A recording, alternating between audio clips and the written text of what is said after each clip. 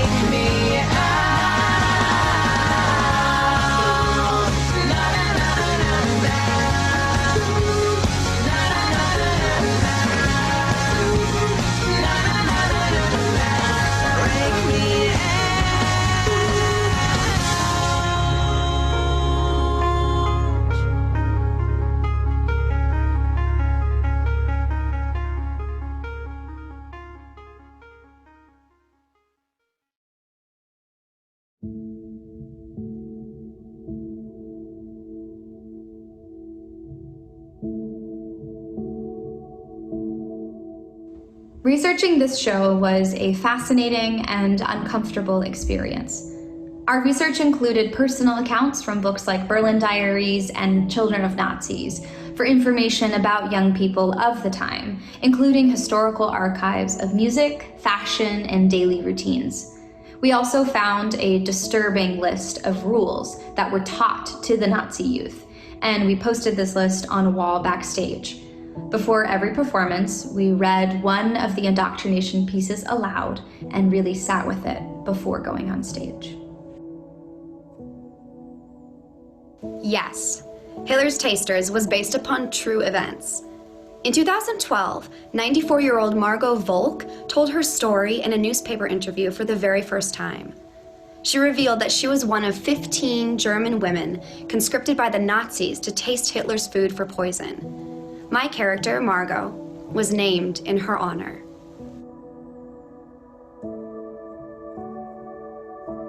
To our knowledge, none of the girls were poisoned. Unfortunately, amid the chaos at the end of the war, the Tasters were killed by Soviet soldiers. The lone exception being Margot, who was smuggled out on Goebbels' train. She was subsequently captured by the Russians and held hostage for several weeks, where she was repeatedly raped and tortured. Fortunately, she was able to move on and have a long life.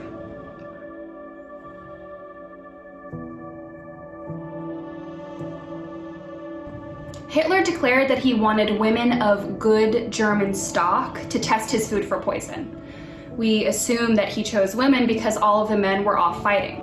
He didn't choose Jews or Poles or any of the myriad of people that he hated. He chose German women. It's an important lesson in dictators. First they get rid of the other, and then they get rid of their own.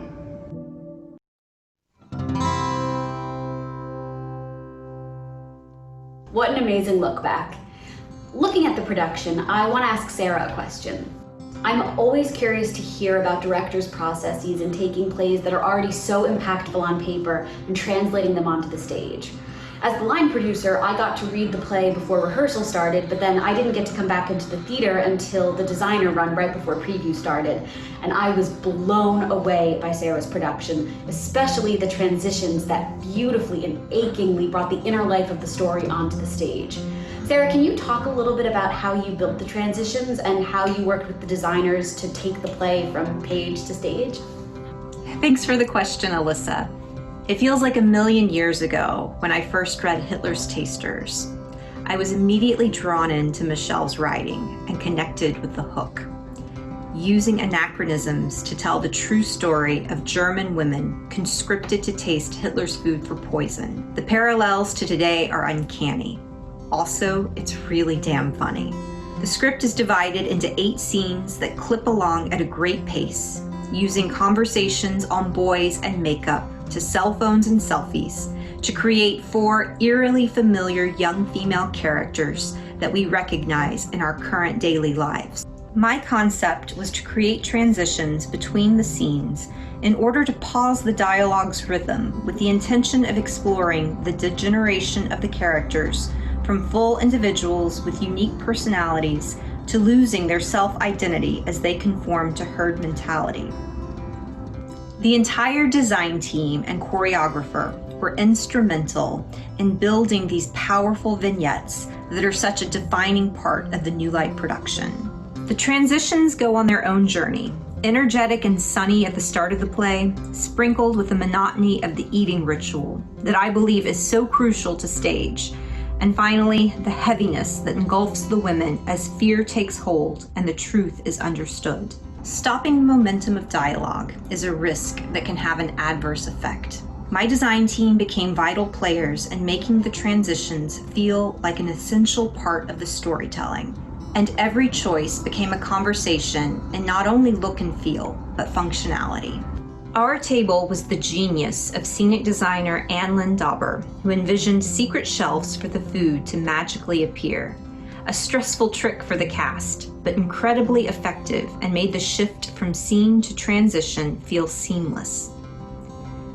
It was important that the actors never leave the stage, to heighten the sense of claustrophobia and entrapment. With costume designer Ashley Poteet, we made choices that were playful ways to button the choreography, but also provided darker reveals. Working with lighting designer Christina Tang, we created two worlds to tell the story. Flat, unchanging white lights for the tasting room in which the girls never leave, and the bright LED square utilized for transitions, which heighten the girls' internal feelings. Carson Jank, our sound designer, helped craft an incredible soundtrack of contemporary New York City-based female-identifying songwriters and bands. The music is the heartbeat of the show, riling up the cast and audience from the very first note as the actors dance their entrance, while providing a release when emotions turn raw and vulnerable by the play's end.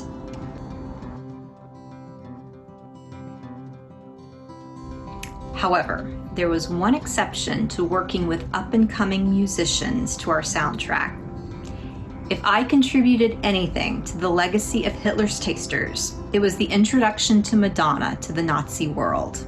I have numerous videos of my sister and childhood best friends dancing, lip-syncing, and dressing up for Halloween as Madonna. Those emotional memories are so strong, probably the most carefree I've ever been, and I was confident audiences would be triggered by Madonna too. Our choreographer, Ashley Wasmond, and the cast created one of the silliest, most fun moments in the show, and it ends abruptly by one of the most jarring lines, bringing everyone back to reality. I'm so proud of this production, honored to know and love this team, and I encourage anyone that's watching tonight, go to New Play Exchange, find Michelle, and read and review Hitler's Tasters today. If you ever have the opportunity to work with this brilliant playwright, I promise you, you won't be disappointed.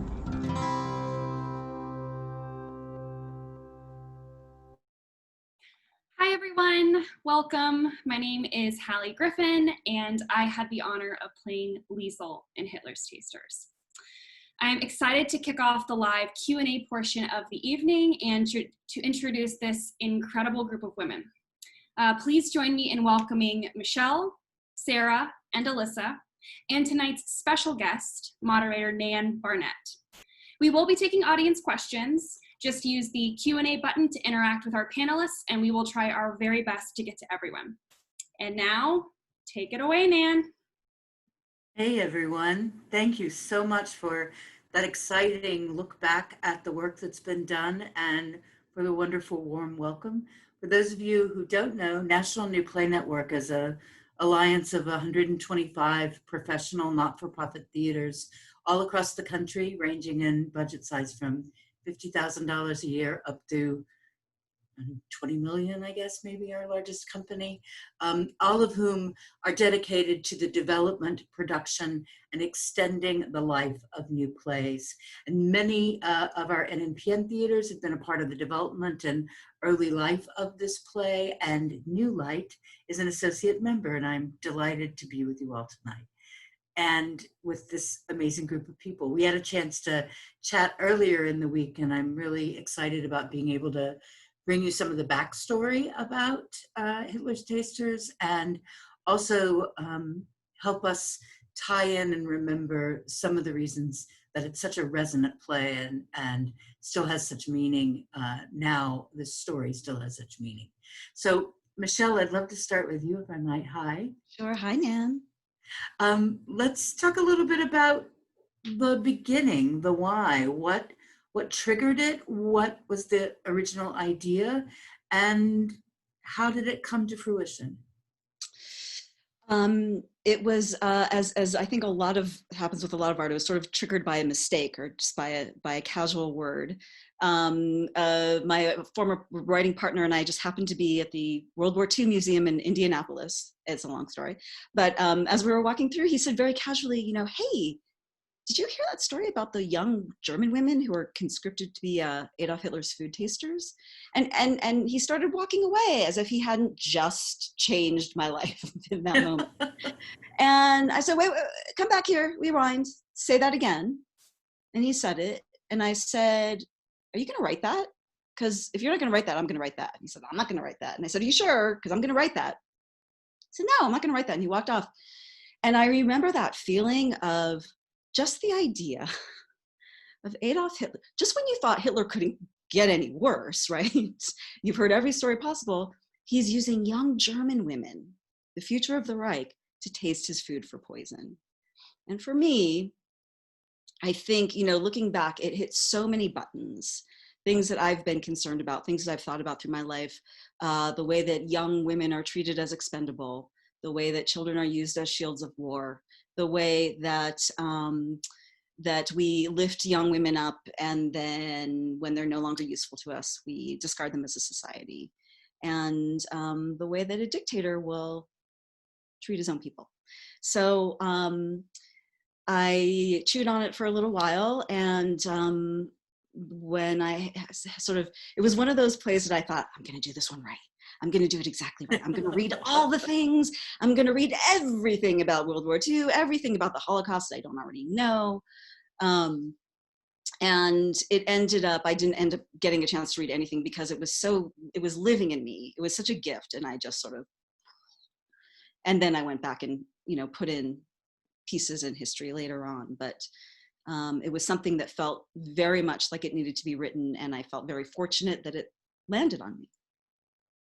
The anachronisms within the script, which I think is kind of the first thing that hits you. You're watching these beautiful young women dance around to Madonna, and then suddenly you're in the World War II era, but they're modern girls. Tell us a little about where that idea came from and how you were able to flesh it out and move it throughout the play. Mm-hmm. That I remember very distinctly when I sort of came up with that idea. I had been watching a group of young women, trying to get the perfect selfie, as we do. And, I'm a little bit of a spy. I like to, maybe a bit better, I should say, a student of humans. And I remember watching them and thinking, God, they're just watching themselves so closely. They're micromanaging themselves so closely, and they're also beautiful, and they're going to look at this thing and see all the little things about them that they don't like. And all of a sudden it hit me like a ton of bricks, like, oh my God, these are the same girls. These are the same girls that would be conscripted for this job with Adolf Hitler. These are the same girls in history that we, they just seem so far away. They're the same girls. And it was very important to me that these girls were not treated like sepia-toned people in history. I wanted them to feel very present, very current, so that we could relate to them, because World War II is very much in the rearview mirror for a lot of young people right now. And there was a recent article that just came out, I believe, Forbes or Newsweek, and it said that 1 in 10 Gen X or Gen Z and millennials believe that Jews caused the Holocaust. And, that's some dangerous misinformation that's out there. So anyway, I didn't know that at the time. But ignorance is not a new thing, and it just felt very important to me that these girls felt present so that we could relate to them. Alyssa, tell me a little bit about how you were looped into the production and to the work as it was moving across the country and the world. Yeah, well, Sarah and I had met that summer doing a reading of a play right after I was coming off of a play that I had produced for my company, Pocket Universe, which is very female-oriented, looking for plays that recontextualize, or looking to make productions that recontextualize classical works through the lens of contemporary young women. And Sarah emailed me after and said, well, we're doing this play, and it's going to have an all-female production team and an all-female cast, and we need a line producer. And I was like, yes, sign me up. That sounds exactly what I want to do. And when I read the script, it was so clearly in conversation with everything that I'm interested in working on, and what I feel like is important today, which is to invest in theater that takes young women seriously and that tells their stories with respect and without making them caricatures, and that this play so beautifully captures both young women in the past and also how they are so present today. And that let, I thought, young women see themselves on stage and how we've always been here and we've always been kind of taken for granted in both dangerous and insidious ways. And so unfortunately, I was only involved in it in New York, but I have watched with total awe at how all of the young women involved like took ownership of it and decided, well, we're taking it to Edinburgh. And from there, we're going to take it to Chicago and LA. And it's a testament in so many ways to everything that the play is talking about, the power that a group of young girls have. I mean, that's what I see the journey of the actual production being. So that's been really incredible to watch. And I'm really grateful and proud that I got to be part of getting it off the ground in New York. Can you all talk a little bit about how it's changed from the early productions and then specifically with this, because you've had the same cast along the way, New Light's productions, multiple productions. Have you continued to tweak the script, Michelle, especially in response to the current climate of and how resonant it feels now? Have you made changes, or has it just been as the production has been shaped? Yeah, it is definitely, it's definitely evolved over time, partly because I've had the extraordinary gift of seeing this production a number of times with the same cast. So they really knew these characters and they really inhabited them. And so we were able to really learn what the play needed to become because of everybody's facility with it and the care that they were putting into it. So I was able to keep, I believe, improving it. And then of course the news just kept on happening. And what I was really fortunate about is that Sarah and all the women involved in this play were really game to add things add these little contemporary pieces to keep, to every once in a while give a little nudge to remind people that maybe this is happening in 1943, but also it's happening right now. And the elements of this are happening right now or building right now. And so we were able to make mentions of things like we gave in New York, the Kavanaugh hearings were happening as we were rehearsing. And so we were able to sneak in a little nod to Christine Blasey Ford because we were all so worried about her and what was going on. And we were able to get in a little Black Lives Matter reference. And we were able to, a weird coincidence that we had was actually the bombing, the attack at the synagogue in Pittsburgh, Squirrel Hill. That actually, Pittsburgh was weirdly already in the show.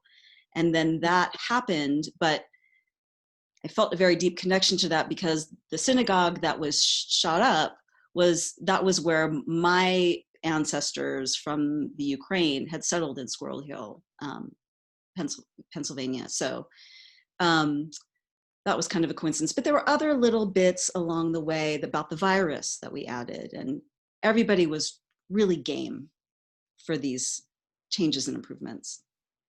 I was saying about how, having read the play a couple of years ago and then getting a chance to reread it again and then see the video, how many things have come to me because of the virus, how it felt very different, the isolation, the having your food delivered, that sense of everything might be great or it might not be. You just don't know.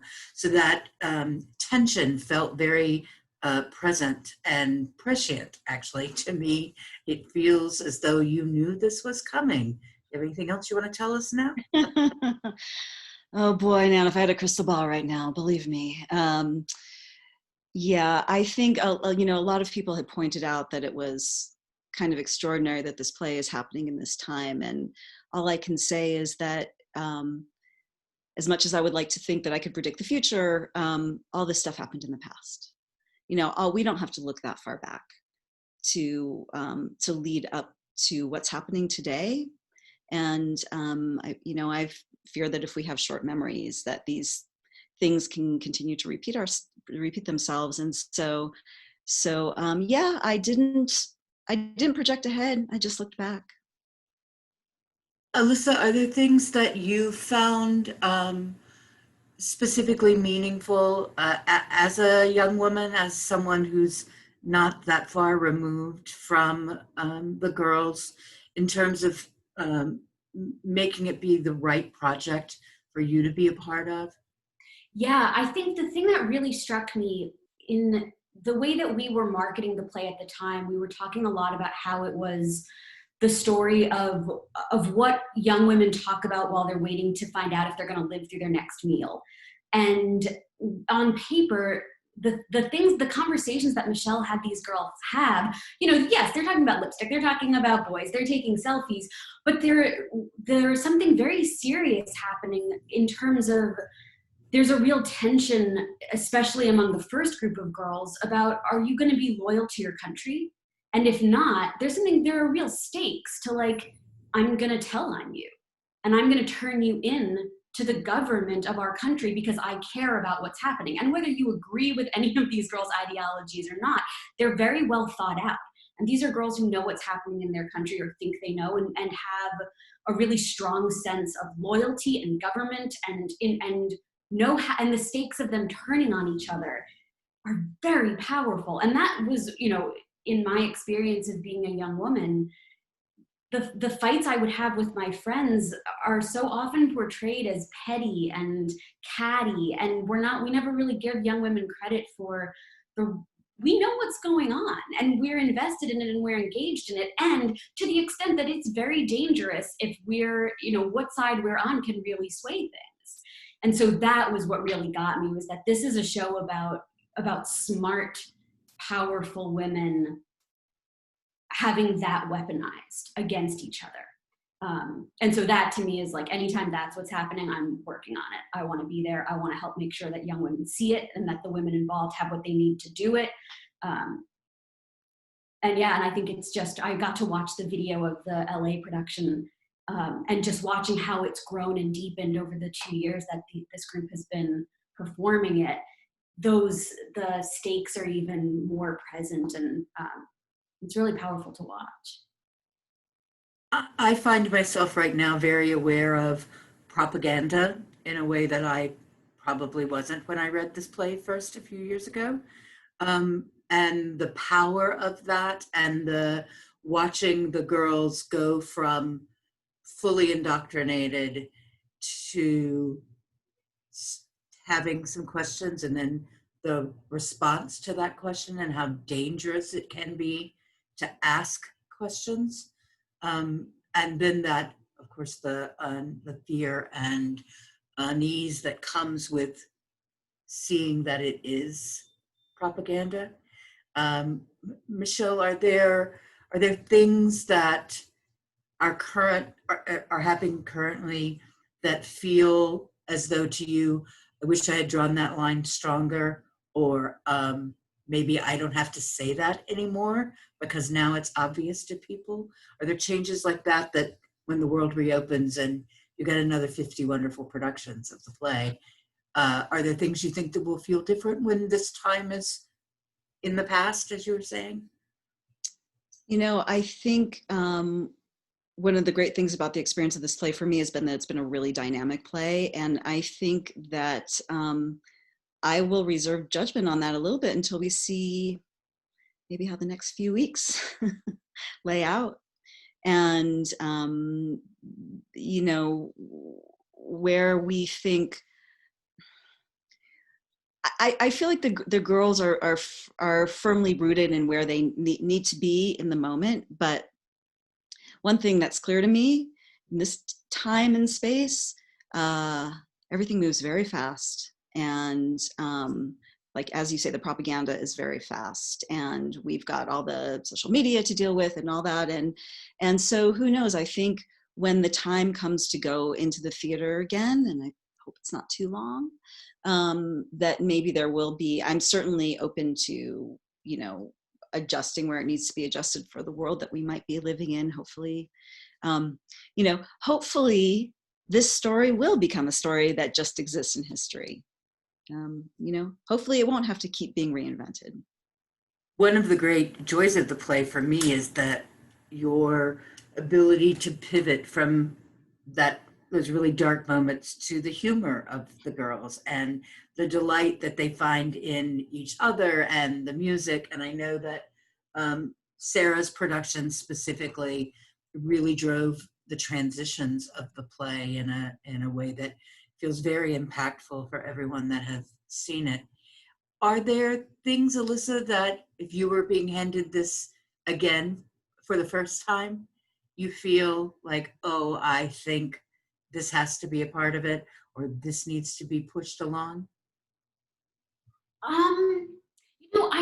I think the thing that really stands out to me about looking at the play today that I think is already there, but I think audiences would bring this into it and the production would wind up meeting it, is really driving home the idea of how and why a group of people would behave in a way that is so against their own interest.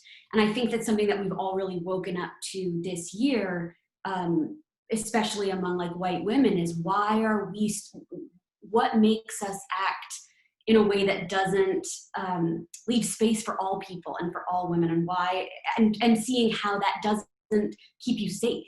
That's like, if you're allowing the protections of another group to kind of shelter you, how does that stand in your way of being able to actually fight together for everybody? And I think that that's something that was in the play when I read it the first time. And that's one of the things that I was also really drawn to, is like looking at an exploration of what does it mean to behave against your own best interests. But I think that that's something we're really interrogating right now. And I think that that would be a piece of how audiences would come into it. And I would be really interested in looking at that in a more specific way as well. Michelle, what comes first, the comedy or the drama? Or was it, as you were writing it, I guess it's a bit of a chicken egg thing, but was there one prevailing storyline that you went back and inserted? And if so, which one was primary?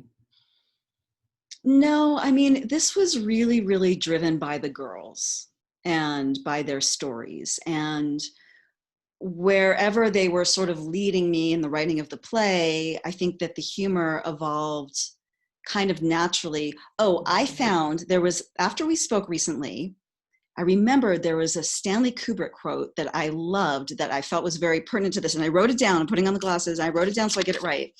But he was talking about the humor in Dr. Strangelove. And he said, most of the humor in Dr. Strangelove arises from the depiction of everyday human behavior in a nightmarish situation. And when I read that, I thought, oh yeah, it wasn't what I naturally set out to do, but it is interesting if you put just regular people, these are just regular girls, they were privileged in that they weren't Jews or Poles or, again, a myriad of things that Hitler was trying to get rid of. But they were still ordinary girls, and they were put in a nightmare situation. And inevitably, and also if you put a bunch of girls in a room around that age, I mean, inevitably you're going to have comedy. You just can't, you can't avoid it. But it was really important to me.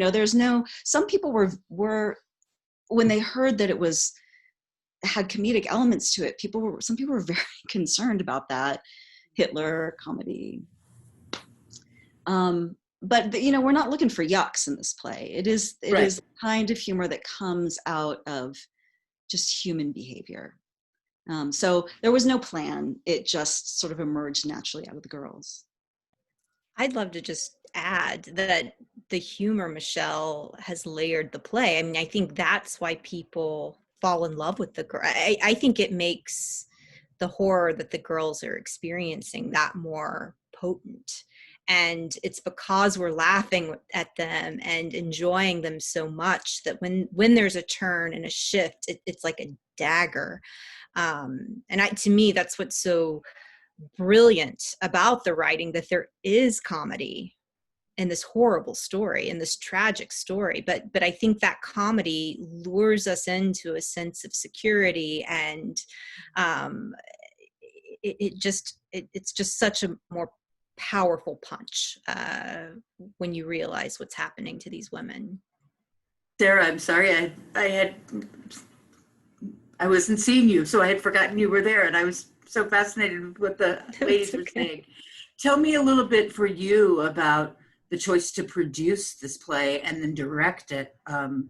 A play that, as we've mentioned, has a bit of a hard sell title, storyline. You know, how do you explain to people what it is you're doing? So talk a little bit about why you made the choice. Well, producing the play for me was easy. I mean, it's a great play. I mean, it's just a really great play. And the first time I read it, I could see the play. I could feel the play.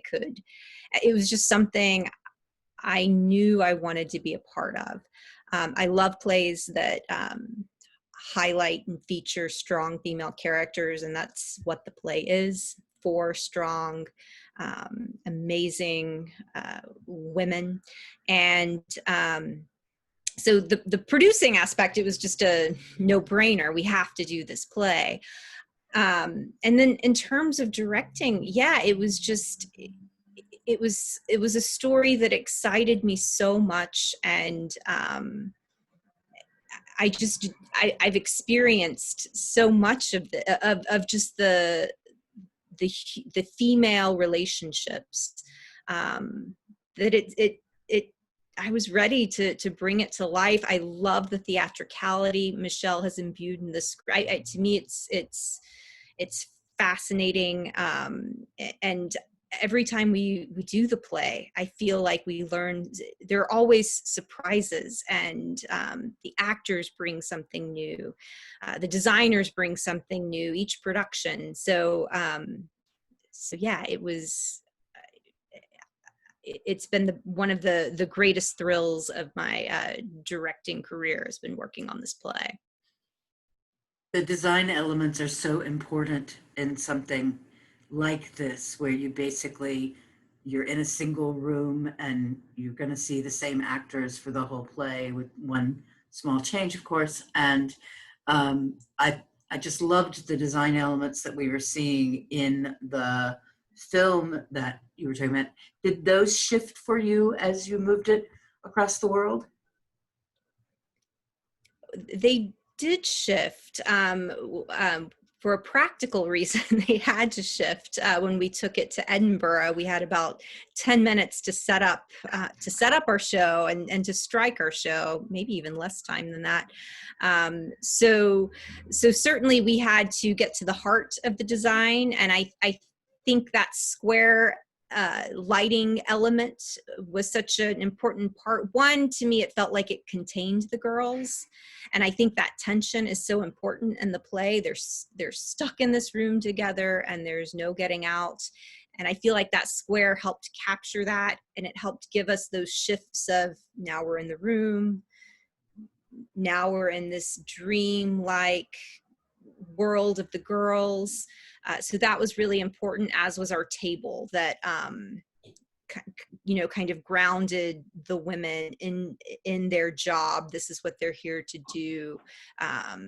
There's no ignoring it. That table is always present and they're meant to sit around and eat. So yeah, it was, the design certainly shifted, and we got to what we really needed to tell the story, and tell it in an effective way. And I also just want to mention Ashley Wasmond, who is our choreographer and such an important part of the storytelling as well.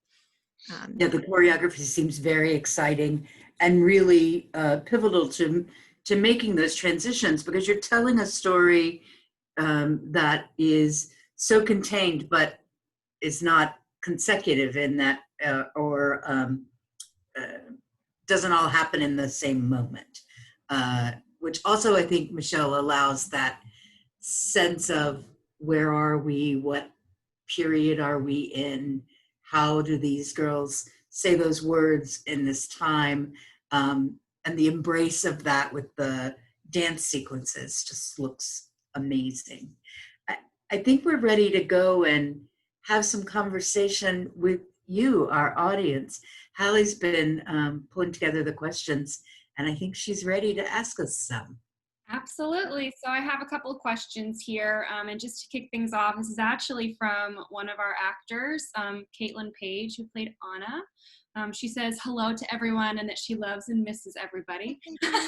And not a question, but just had to put that out there. And her question is that many people don't know that Hitler was democratically elected. And so she just wanted to see if this group could talk about how that connects to the themes that we're seeing going on today.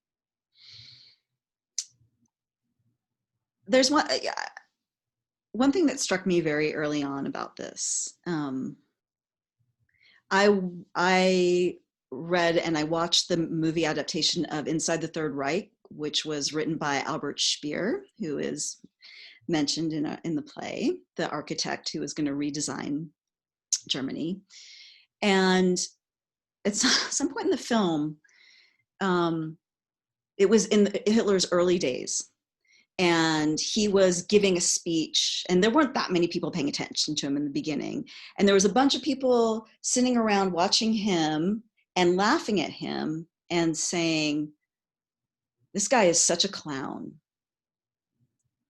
And I remember my blood went cold because it was literally during the election, and that's what everybody was saying. And I'm going to be, unapologetically political right now, which has gotten to me a little bit of trouble lately, but I'm okay with it. That's exactly what people were saying about our current president. I mean, exactly. And I found that terrifying. And yes, Hitler was democratically elected, and he was real good at dividing people up. And I've never seen, this kind of division, I think, is stunning for all of us. And I'll also say that my 94-year-old father-in-law, who fought in World War II against Hitler, he's been around a while and he's never seen anything like this. And so, yeah, I think to ignore parallels is a dangerous game right now.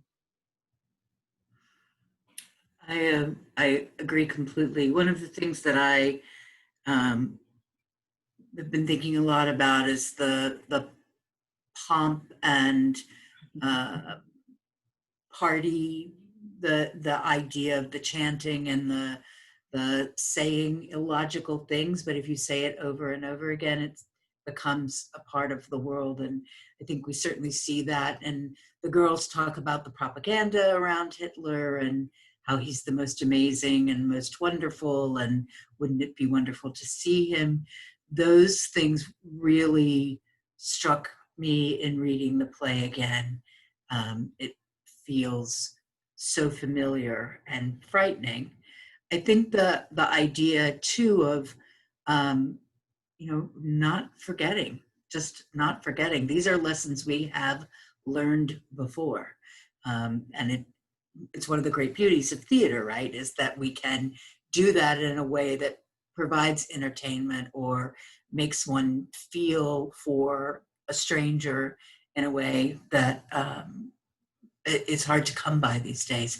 I was really struck in thinking again about it this week about their parents and how the parents had basically given the girls to this, some I think out of fear and some out of duty. And in thinking about some of the current regime's policies and how people are being forced to make terrible, terrible decisions in terms of what is right and wrong and what is good for them and bad for them and good for their children and bad for their children. We've all been through having to decide whether you send your child to school or not.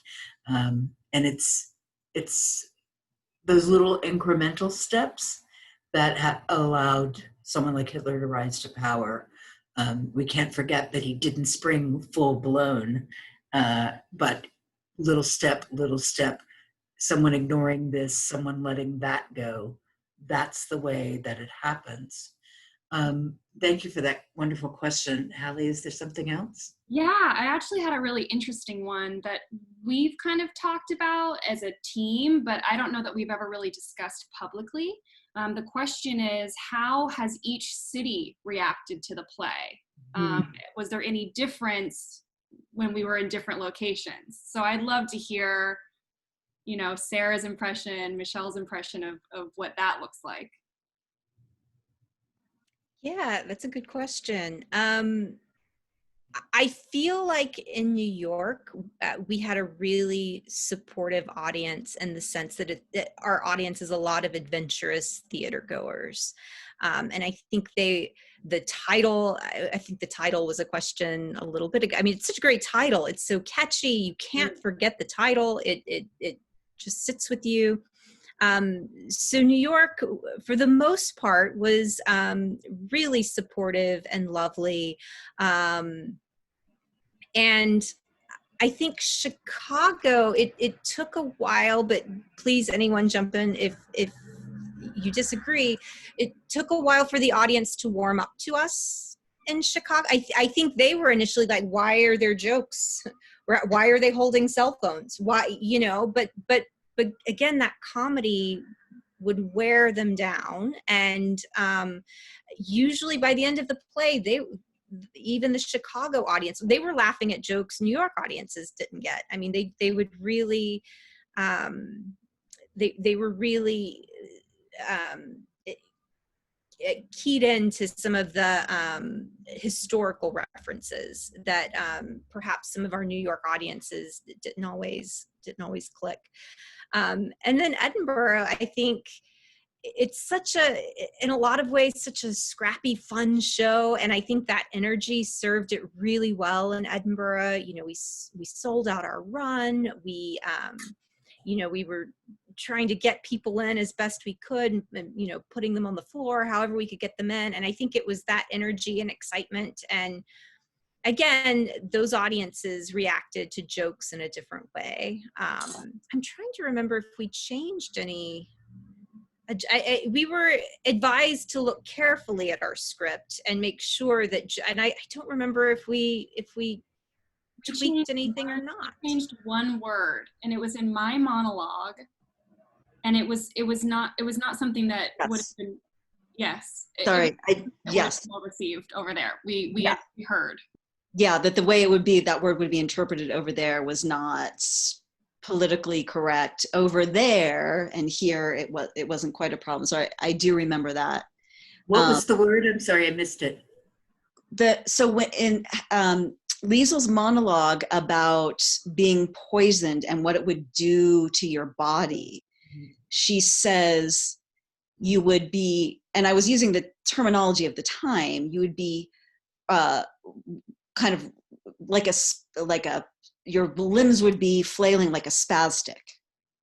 Oh. Mm-hmm. And which I understand the impact of that word, but it was, you know, but apparently in Edinburgh, we were highly advised that would be, of all the offensive things people could be offended by, that one was, and I was fine. Everybody was game for making that change. But I do want to say that I was really scared about Chicago, mostly because we were specifically, I mean, technically we were in Skokie, right? I mean, a lot of Chicago audiences, but the history of Skokie is a really significant thing, the Jewish population there, especially older Jewish population there. And I was very concerned that they would be angered, offended, thinking that we were playing with something, you know, making fun of something, not liking I have had trouble with people along the way that did not like the anachronisms, that people like their Hitler straight up in the past.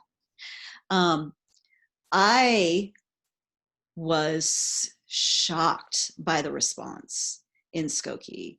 I thought it was thrilling. I actually had people reach out to me from that production through my website to tell me how it affected them.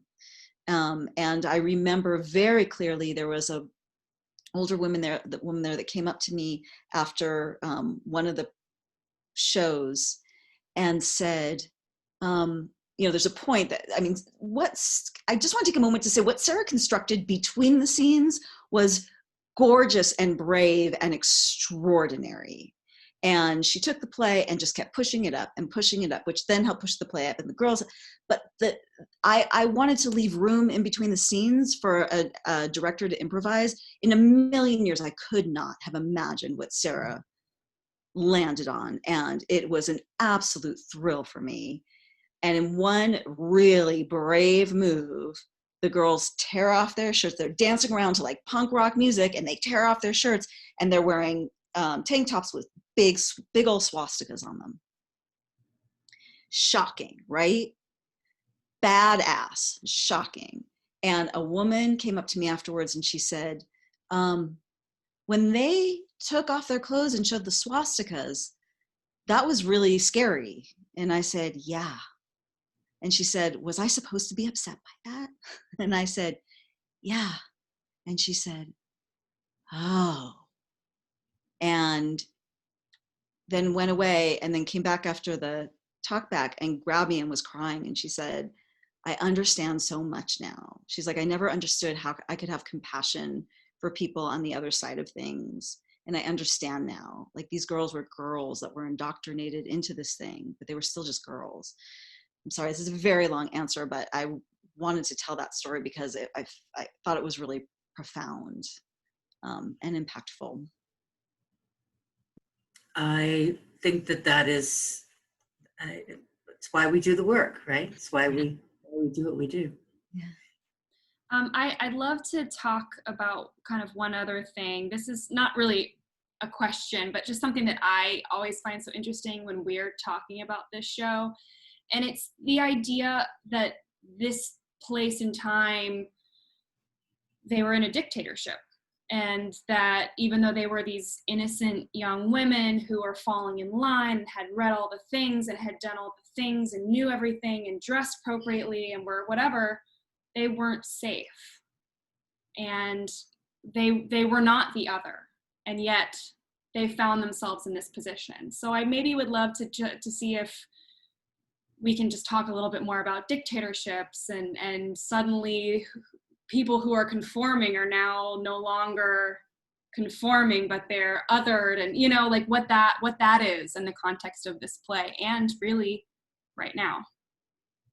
Well, it's also that thing of turning on your own, right? Especially when you spend so much time raising up the ideal, and yet as a leader, you're willing to do anything to maintain that power so that ideal can be destroyed just as easily as someone who is the other.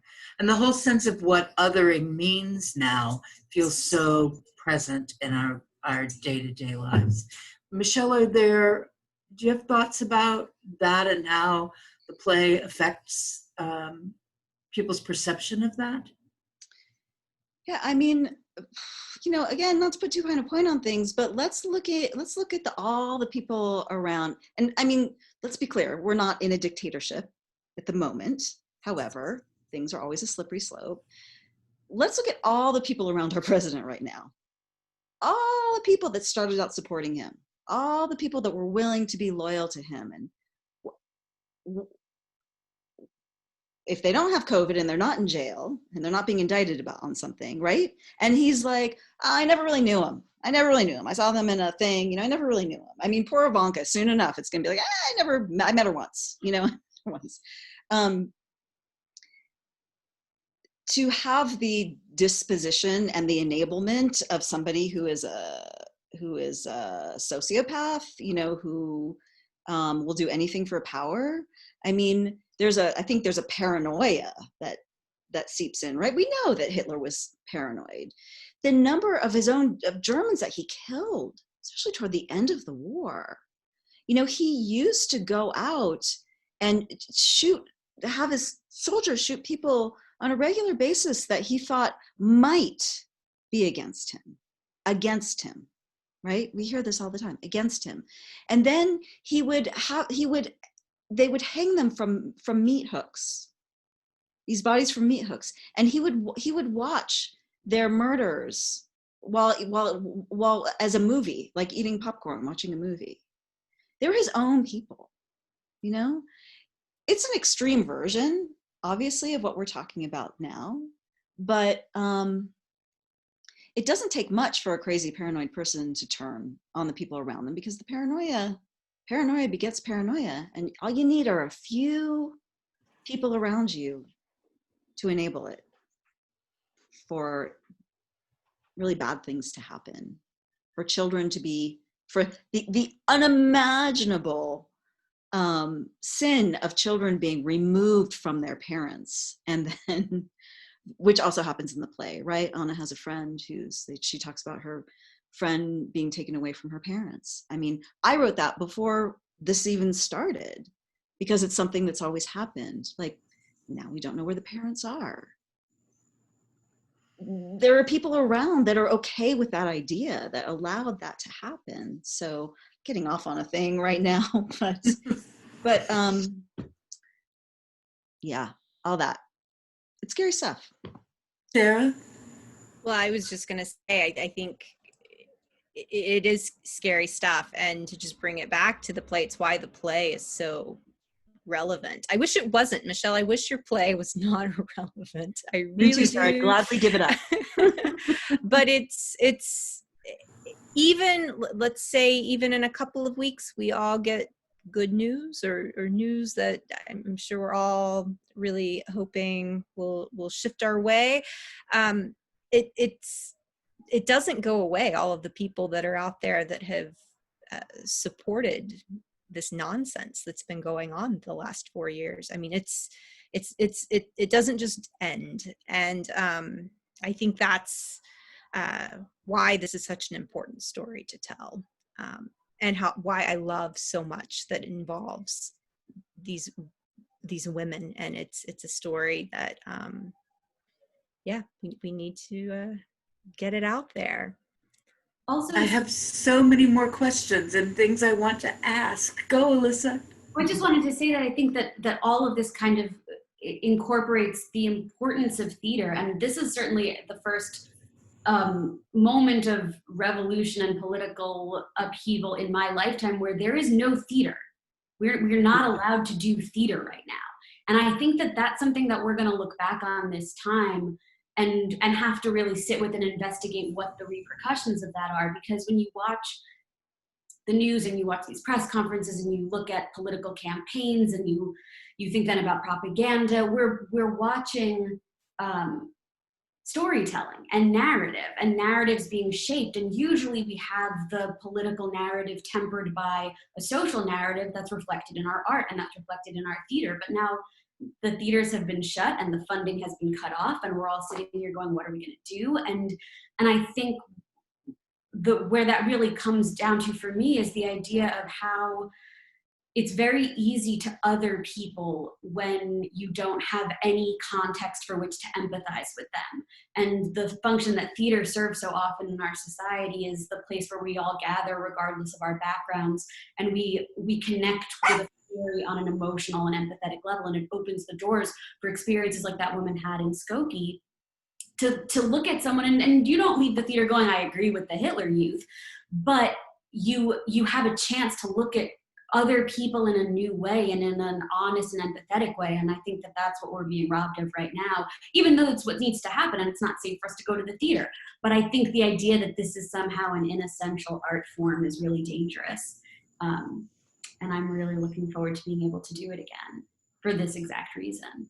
One thing we can do is read plays right now. And Sarah mentioned earlier about the availability of this script on New Play Exchange. That's newplayexchange.org. If you have been with us talking about a play that you don't know, we encourage you to go read it and share it with other people. I think there are folks that for whom reading theater is just as evocative and provocative.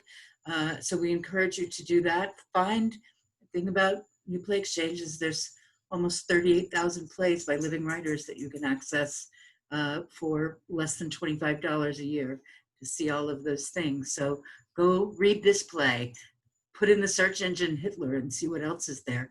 Put in the search engine, something about today's politics and see what comes up. And how does this all tie together with all the social movements that are happening right now I think there's a lot of parallels to be drawn from our past to our present.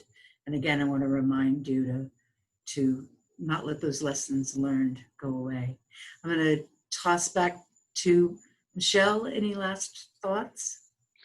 I just hopping off what Alyssa said. I think the thing that I miss so much about theater right now is that I'm getting a lot of information, right? We're just getting like information coming at us constantly, whether through social media, through the news, and it's so overwhelming. You just have to shut off sometimes, right? And sometimes I just feel numb to all of it. But when you're in the theater and you're in that kind of claustrophobic, no matter how big it is, that kind of claustrophobic space, and you're sharing it with other people and you're having feelings with other people, you can feel something again.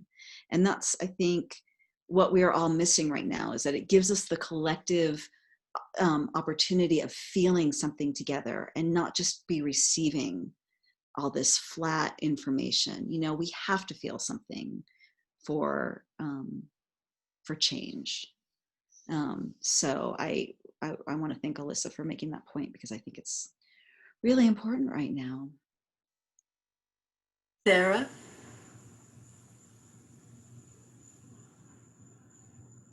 I think the last thing I want to leave everybody with is I hope all of you remember to vote. Voting is so important. Vote for a lot of reasons. I can think of one major one, but yeah, I think that's the one thing we can do right now to really think about the world that we're in. Give a vote for theater if you want to give a vote to something that's meaningful and artful, and God, I miss it so much too. Before I take us out, does anybody else have any last final thoughts? Nan, we're so appreciative of you being here tonight and moderating this event, so thank you so much. Welcome. I want to remind you all to support New Light and the artists and the theaters that you are most closely aligned with. It's really important now more than ever, and we appreciate your support. We appreciate you being here. So thank you. And you'll read Hitler's Tasters. See it when it comes back. Yeah, we're coming back. Great. Well, thank you everyone for joining us this evening. I just want to let you know that we're appreciative of all the donations that have come in. We will be streaming this evening on our YouTube channel for the next week. Any money coming in from now until then, we're collecting and we're distributing to all of the artists involved. Hitler's Tasters. New Light's pivoted this pandemic time, and we're trying to give back to the artists that are really struggling. So please share the link with your friends, and if you have the means, please consider donating to New Light, and we'll get that money to our Hitler's Tasters team. So thank you so much for joining us this evening. Good night. Good night.